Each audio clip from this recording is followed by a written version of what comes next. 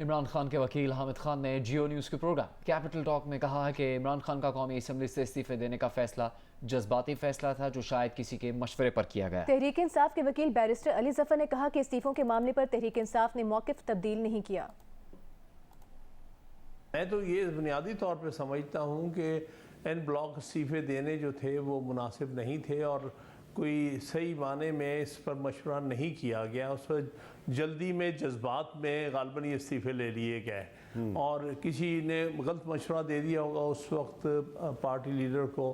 10 اراکین ہیں M N as جو ہیں جنہوں نے فائل کی ہے پٹیشن، وہ اسی موقف پہ قائم ہے، لیکن کہنا یہ ہے کہ یہ فیصلہ کہ ہم نے پارلیمنٹ میں بیٹھنا ہے یا نہیں بیٹھنا، یہ ایک سیاسی فیصلہ ہے۔ میں تو اس استعفوں کے فیور میں تھی بھی نہیں۔ اگر ان کو کہا جائے، دعوت دی جائے کہ آپ پارلیمنٹ میں آئیے، آ کے اپنا رول ادا کریں، اور ہم ٹینٹیٹیولی یہ ٹائم دیکھ رہے ہیں کہ اس ٹائم پہ ہم الیکشن ہو سکتے ہیں۔ دیکھیے اس ملک کی ضرورت اور حل ہے فیئر، ٹرانسپیرنٹ، ایک انڈیپینڈنٹ الیکشن۔